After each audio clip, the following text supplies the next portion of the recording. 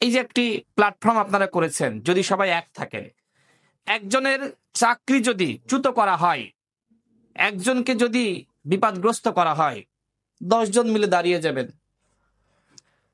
এই জুলাই বিপ্লব আমাদেরকে নতুন ভাবে স্বাধীনতা দিয়েছে। এখন এই স্বাধীনতা ধরে রাখার দায়িত্ব আমাদের, আপনাদের, আমাদের সবার। অন্যথায় একজনকে পিটাচ্ছে, একজনকে চাকরিচ্যুত করছে, আর আপনি ভয় পাচ্ছেন, আপনি তার পাশে দাঁড়াচ্ছেন না, তাহলে সেই আগের সংস্কৃতি আবারও ফিরে আসবে। আপনারা কথা বলুন অন্যায়ের বিরুদ্ধে। অবশ্যই মসজিদে অন্যায়ের বিরুদ্ধে কথা বলতে হবে। অনেকে বলে যে মসজিদ কোনো রাজনীতির জায়গা না।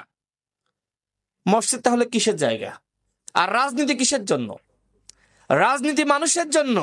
সুতরাং সঠিক রাজনীতির কথা মানুষকে বলতে হবে। ইসলাম কি রাজনীতির বাইরে? অবশ্যই না।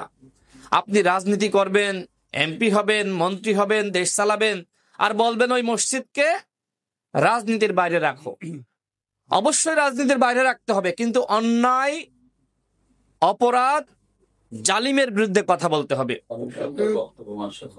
আপনি সেখানে বলতে পারবেন না যে অমুক দলকে ভোট দাও, অমুক দলকে দিও না। হ্যাঁ, এই কথাগুলো বলা যাবে না, কিন্তু স্বৈরতন্ত্রের বিরুদ্ধে কথা বলতে হবে, জালিমের বিরুদ্ধে কথা বলতে হবে, যে অপরাধ করছে তার বিরুদ্ধে কথা বলতে হবে।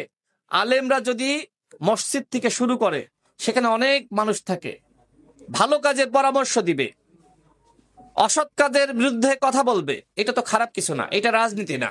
আমি মনে করি এটা যদি রাজনীতি হয়েও থাকে, এই রাজনীতি করার অধিকার আপনাদের আছে। 7 নম্বরে বলা হয়েছে রাজনৈতিক স্বার্থে ইমাম খতিবদের ব্যবহার বন্ধ করা। অবশ্যই আপনাকে একজন নেতা তার প্রোগ্রামে ডেকে নিয়ে যাবে, বলবে যে এখানে আমার পক্ষে বয়ান দাও, আমার পক্ষে দোয়া করো। এইটা যদি আপনারা করেন তাহলে অন্যায় করবেন, পাপ করবেন। হ্যাঁ, আপনি যদি তার সাথে রাজনীতি করতে চান করেন, কোনো সমস্যা নাই, কিন্তু আপনি একদিকে নিরপেক্ষতার ভান ধরবেন, অন্যদিকে তার পক্ষে গিয়ে ভোট চাবেন, বয়ান দিবেন, এটা হইতে পারে না। এটা করলে আপনারা নিজেদেরকে নিজেরা অপদস্থ করবেন।